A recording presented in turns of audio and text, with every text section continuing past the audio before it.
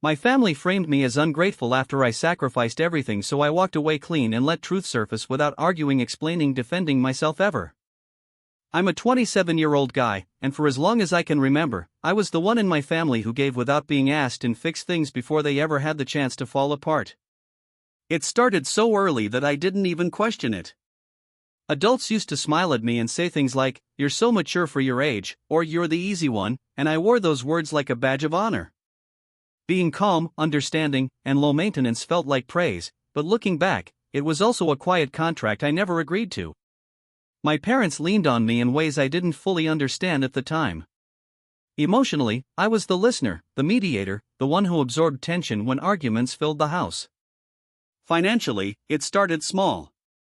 "Can you help just this once?" my mom would ask, her voice tired. Or my dad would say, "You're responsible, you get it." Meanwhile, my siblings were protected, excused, and defended no matter what they did. Their mistakes were called phases. Mine were treated like disappointments. I remember covering bills before I even had stable savings. I remember handing over money meant for my own plans because there was always some emergency, some gap only I could fill. I told myself this was what loyalty looked like.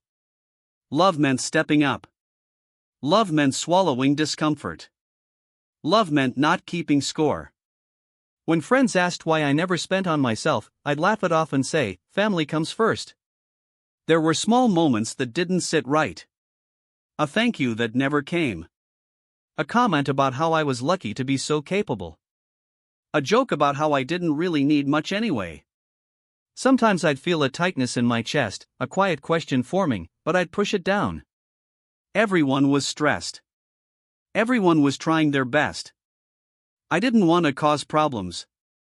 Deep down, I truly believed that if I just kept giving a little more, being a little more patient, a little more understanding, something would shift. That one day, the effort would be seen. That appreciation, respect, and fairness would finally come back to me. I held on to that belief tightly, not knowing how much it would cost me later.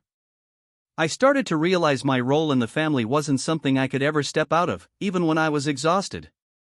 It wasn't written down anywhere, but it was understood. I was the dependable one. The one who didn't complain.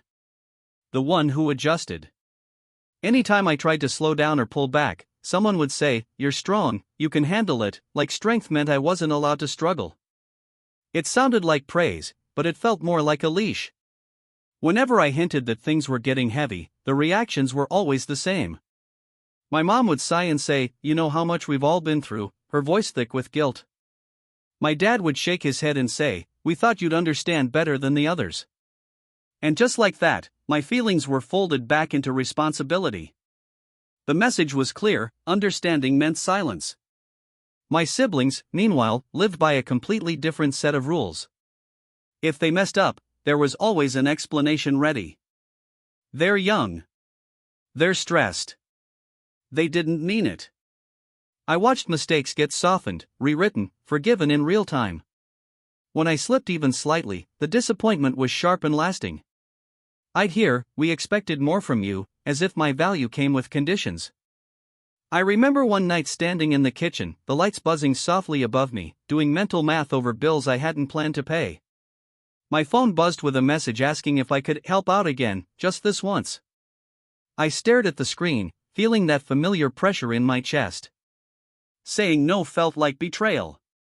Saying yes felt like disappearing a little more. They started assuming I would always say yes. No asking, just statements. "You'll handle this, right?" or "You're good with this stuff." My needs became invisible, almost inconvenient. And still, I told myself this was what family did. That sacrifice was proof of love. But somewhere underneath the compliance, a quiet discomfort grew. A sense that my role wasn't chosen, it was assigned. And the more I filled it, the harder it became to imagine who I was without it. That thought lingered, uneasy and unresolved, waiting for something to crack. It didn't happen all at once.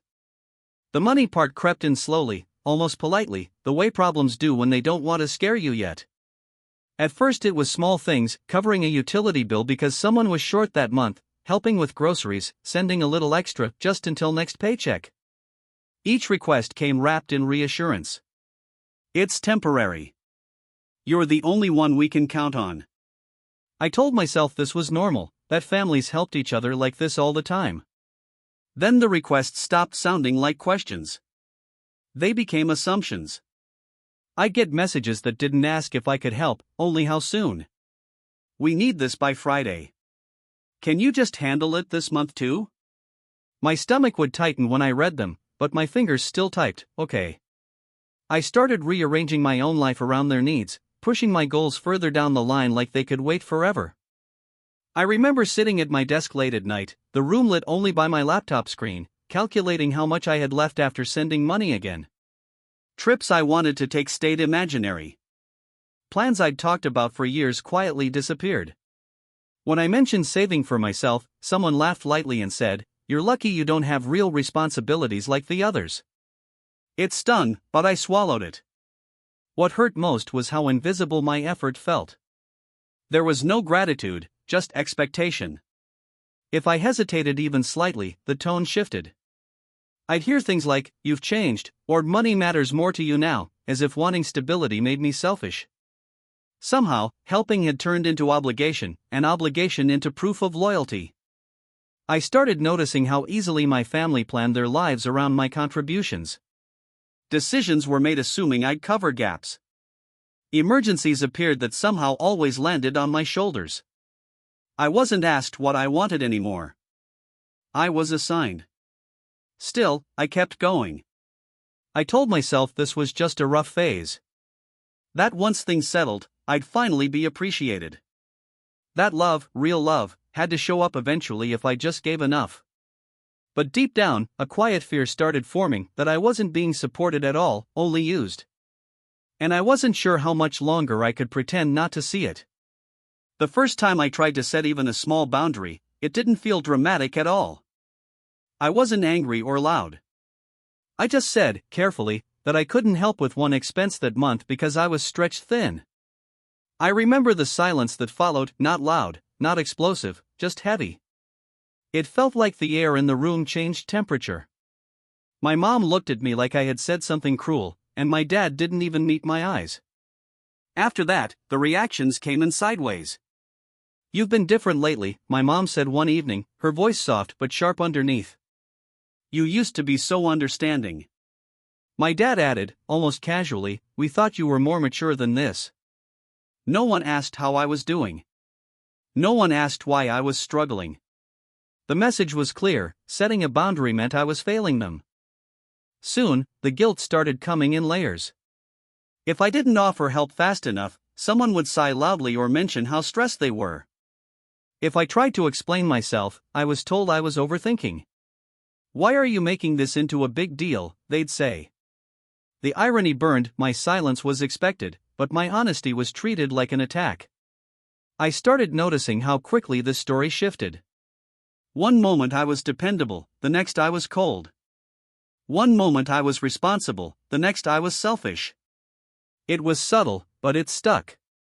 I'd walk away from conversations replaying them in my head, wondering if I really had said something wrong. The doubt crawled in quietly. There were moments when I stood alone in my room, staring at the wall, feeling this strange mix of guilt and anger twisting in my chest. I hated that I felt resentful. I hated myself for even thinking they were being unfair. I told myself families fight, that this was normal, that I just needed to try harder. But something had shifted. The approval I used to feel was gone, replaced by tension I couldn't fix. I could sense that my value was slipping the moment I stopped being endlessly available. And even though nothing had exploded yet, I felt it, the beginning of something breaking underneath all the forced calm. The change didn't happen loudly. It spread quietly, through tone and timing, through half-sentences and looks exchanged when I wasn't supposed to notice. At first, it was small comments slipped into conversations. "You know how he is lately," someone would say, not even looking at me. Or, "He's been distant," said in that careful way that sounds like concern but feels like accusation. I started realizing a version of me was being talked about when I wasn't in the room. Relatives began acting different around me. Conversations would stop when I walked in. Jokes went quiet. Messages took longer to get answered. When I asked if something was wrong, I got soft smiles and denial. No, everything's fine.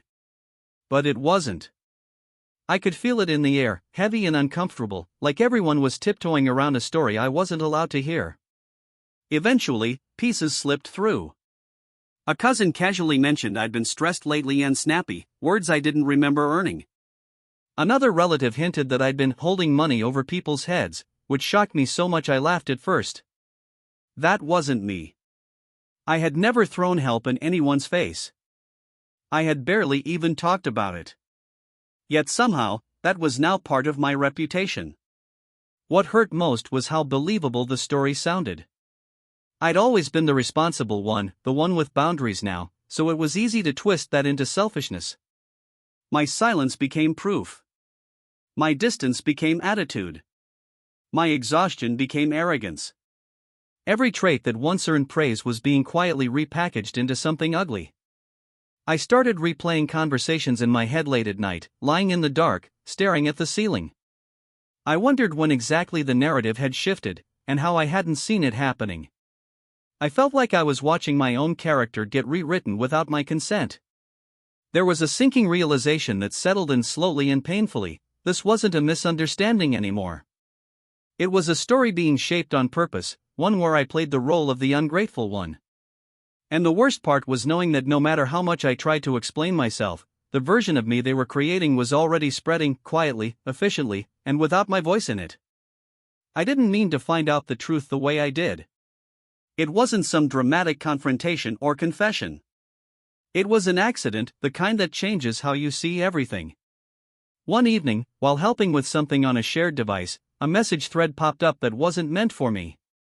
At first, I wasn't even curious. Then I saw my name. And then I kept reading. What I saw made my stomach drop. There were messages between family members talking about me like I wasn't a real person, just a problem to manage. They talked about how I was getting difficult, how I needed to be reminded of my place, how I was starting to think too highly of myself. One message said, if he starts pushing back, just tell him he's being ungrateful. That usually works.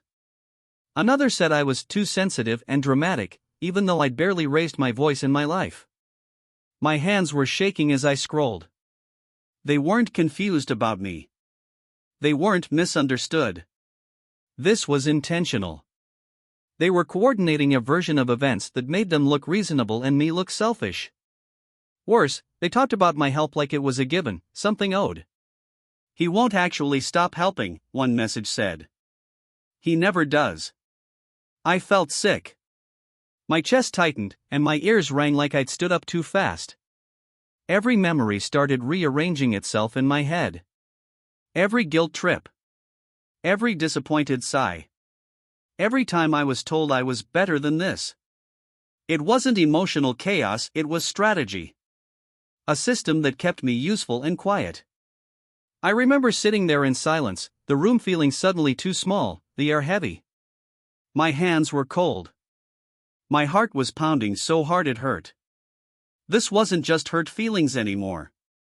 It was manipulation, carefully maintained over years. That was the moment everything shifted. I realized I wasn't failing my family. I was being managed by them. The love I thought I was earning had conditions I could never satisfy. And for the first time, a terrifying thought crept in, maybe the problem was never me at all. I closed the messages, but I couldn't unsee them. Something inside me cracked open, quietly and permanently. And even though nothing on the outside had changed yet, I knew I had crossed a line I could never step back over. I thought, stupidly, that honesty might still fix things. That if I explained how hurt I was, showed them how their words and assumptions had affected me, something would click. I didn't storm in or accuse anyone. I chose my words carefully, rehearsed them in my head, tried to sound calm. I told myself this was what healthy communication looked like. I told myself they'd finally listen. The moment I started talking, I could feel the resistance. My mom sighed before I even finished my first sentence. "Why are you making this so dramatic?" she said, rubbing her temples like I was exhausting her. My dad cut in with, "You're overthinking everything." No one meant it like that. I tried to explain that I'd seen messages, that I knew what was being said about me. The room went cold. Instead of denial, I got offense.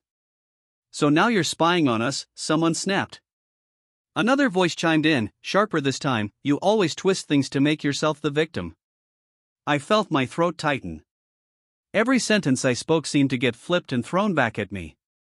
When I said I felt hurt, they said I was manipulative. When I said I felt used, they said I was ungrateful. They started rewriting my past out loud. Suddenly, I was controlling with money. Suddenly, my help had strings attached. They said I liked feeling superior. That I helped just so I could hold it over their heads. Hearing that felt like being slapped. I had spent years doing the opposite, minimizing myself so no one would feel small. I tried to defend myself, but the more I spoke, the worse it got. My words tangled. My voice shook. Someone laughed under their breath. Another said, "See? This is exactly what we mean." That was the moment I realized logic didn't matter here. Truth didn't matter. They weren't listening to understand, they were listening to win. I left that conversation feeling hollow, like something vital had been scraped out of me. My chest hurt in a dull, constant way. I sat alone afterward, replaying every sentence, wondering how trying to explain myself had somehow turned me into the villain. And for the first time, I felt a terrifying clarity. Talking wasn't fixing anything. It was making me easier to paint as the problem. After that conversation, something shifted in how everyone treated me, and this time it wasn't subtle at all. The warmth that used to exist, even the fake kind, disappeared. Messages stopped coming unless someone needed something. Family gatherings suddenly slipped my mind when invites went out. When I did show up, the room felt colder, like I'd walked into a space where I wasn't supposed to be. I started hearing things secondhand. A relative casually mentioned I'd been really harsh lately. Someone else said they heard I was keeping score and acting entitled. None of it sounded like me, yet it all stuck. I realized I was no longer just misunderstood, I was being openly framed as the problem. The narrative had solidified, and I wasn't part of writing it. The worst part was how alone it made me feel. I'd sit in my car after work, engine off, just staring at the steering wheel because going inside my apartment felt too quiet. My phone stayed silent unless it buzzed with another obligation. Nights stretched long and heavy. I replayed conversations until my head hurt, trying to find the exact moment I'd ruined everything. I started doubting my own memory, my intentions, even my character. There were days I barely ate. I'd lie awake staring at the ceiling, heart racing, chest tight, wondering how being generous had somehow turned me into the villain of my own family. I felt ashamed for feeling hurt, weak for needing validation, stupid for ever thinking love had to be earned. The self-doubt dug deep and stayed there. What broke me wasn't a fight, it was the silence. The way no one checked in. The way my absence didn't seem to matter. I realized that without my usefulness, I didn't really exist to them. That thought hit harder than any argument ever could. I remember sitting on the edge of my bed one night, phone in my hand, scrolling through old messages where I'd apologized for things I hadn't done. My chest felt hollow, like something had collapsed inward. That was my lowest point, realizing I had spent years shrinking myself for people who were perfectly fine watching me disappear. And in that quiet, painful moment, something inside me finally stopped begging to be seen. The shift didn't happen with anger or some dramatic decision. It happened quietly, almost by accident. One morning, I caught myself typing out another long explanation, paragraphs of careful words, apologies layered over honesty, and I just stopped. I stared at the screen, reread what I'd written, and felt this strange exhaustion wash over me. I deleted the whole thing. For the first time, I didn't try to defend myself. At first, it felt wrong. My whole identity had been built around explaining, fixing, smoothing things over. Silence felt like failure. But I noticed something almost immediately. The chaos didn't calm down when I explained myself before, and it didn't get worse when I didn't. The story about me kept going either way. That realization hit hard. If my words changed nothing, why was I exhausting myself trying? So I stopped correcting lies. When someone hinted that I was selfish, I didn't jump in to clarify. When I heard I'd been called cold or arrogant, I didn't send long messages defending my intentions. I let the silence sit there, heavy and uncomfortable. It felt unnatural at first, like holding my breath underwater, but slowly it became easier. Instead of arguing, I started observing. I noticed patterns I'd never let myself see before. How crises appeared right after I pulled back. How guilt messages always came wrapped in concern. How apologies were never followed by change. I began saving messages, not out of revenge, but to ground myself, proof that I wasn't imagining things. I also started pulling away in small, quiet ways. I replied less. I stopped volunteering help. I stopped offering explanations for my choices. Every boundary I set was invisible, but firm. No announcements. No speeches. Just distance. The strange thing was how quickly pressure increased once I stopped feeding the system. Confusion turned into irritation. Concern turned into passive-aggressive comments. It was like removing one brick had started to crack the whole structure. And somewhere in that silence, something inside me steadied. For the first time, I wasn't trying to be understood. I was watching. Learning. Waiting. And I had a growing sense that if I stayed quiet long enough, the truth wouldn't need my voice at all, it would start exposing itself on its own. I didn't announce that I was pulling away. I didn't make speeches or draw lines in the sand. I just stopped showing up the way I used to. I answered messages later. Sometimes not at all. I stopped offering money before anyone asked. I stopped jumping in to solve problems that weren't mine. From the outside, it probably looked like I was being distant. From the inside, it felt like I was finally breathing. At first, they seemed confused. Then irritated. Then unsettled. Messages started coming in with a different tone. "Are you okay?" turned into "You've been really hard to reach lately." When that didn't work, the guilt crept back in. "We're struggling right now. You know how much we rely on you." I read those texts slowly, noticing how none of them asked how I was doing. They only asked what I could still provide. I stayed quiet. Not out of spite, but out of exhaustion. I had spent years explaining myself into smaller and smaller pieces, and I was done. The more I pulled back, the more cracks started showing. Bills went unpaid. Plans fell apart. Small emergencies suddenly became real problems. Without me quietly filling the gaps, things started unraveling. That's when the frustration turned outward. I heard through others that people were upset with me. That I'd changed. That I was being cold. Someone even said I was being cruel on purpose, like I was punishing everyone. It hurt, but it also confirmed something important: my value to them had always been tied to what I gave, not who I was.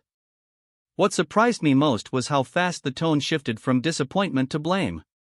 The same people who once praised my reliability were now angry that I wasn't fixing things anymore.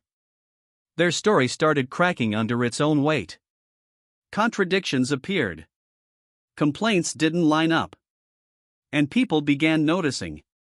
I kept my distance and watched it happen. Quietly.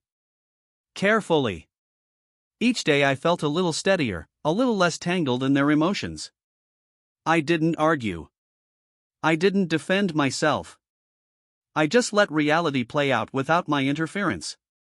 And somewhere in that silence, I realized something powerful. When you stop holding everything together, you don't just free yourself, you expose what was never stable to begin with.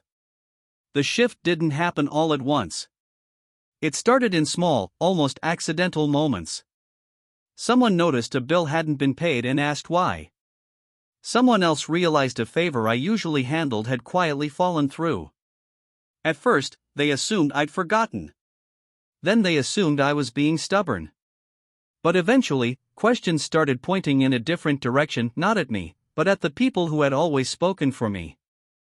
I began getting messages that felt different. Careful. Curious. A relative asked, "Hey, were you really refusing to help, or did something else happen?" Another asked why I'd been covering certain expenses for so long without anyone knowing. I didn't rush to explain. I answered simply, honestly, without emotion. Short replies. Facts only.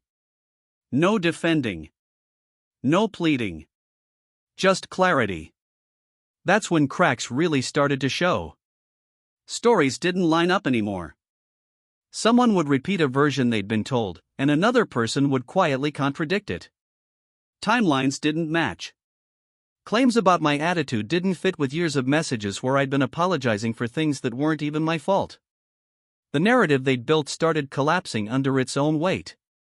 I could feel the shift in tone when family members talked about me. Less certainty. More hesitation. Some started saying things like, "I didn't realize you were handling all that," or "I thought you didn't want to help anymore." A few even admitted they'd assumed things based on what they were told. No one apologized directly, but the discomfort was obvious. What stunned me was how little I had to do. I wasn't exposing anyone. I wasn't sending screenshots or defending myself. I was just not absorbing the blame anymore. Without me there to carry it, the blame had nowhere to go but back to its source. The people who had controlled the story grew quieter. Defensive. Edgy. Their confidence cracked. Their version of events required my silence to survive, and now my silence worked against them. I watched it all from a distance, heart pounding but steady. For the first time, the truth didn't need my voice to exist. It was surfacing on its own, piece by piece. And I could feel the balance finally starting to shift, not loudly, not dramatically, but in a way that couldn't be undone. By the time everything settled, I realized something strange: there was no big confrontation waiting at the end. No dramatic apology. No family meeting where everyone suddenly understood. What came instead was quieter, heavier, and somehow more freeing. Distance. Space. A slow rearranging of relationships that no longer revolved around me holding everything together. Some people eventually reached out, awkwardly. A message here. A hesitant question there. "I didn't know you were carrying so much. I thought you just didn't care anymore." Their words felt late, but not meaningless. I answered politely, briefly. I didn't reopen old wounds or explain myself again. I had already done that work alone. I didn't need to convince anyone of my pain for it to be real. Others never reached out at all. And that hurt in a quieter, duller way. But it also clarified something I'd avoided admitting for years: love that only exists when you're useful isn't love. It's a transaction. And once I stopped paying the price, the contract ended on its own. My life started to feel lighter in ways I couldn't explain at first. I slept better. I stopped flinching when my phone buzzed. I made decisions without rehearsing how to justify them. I spent money on myself without guilt.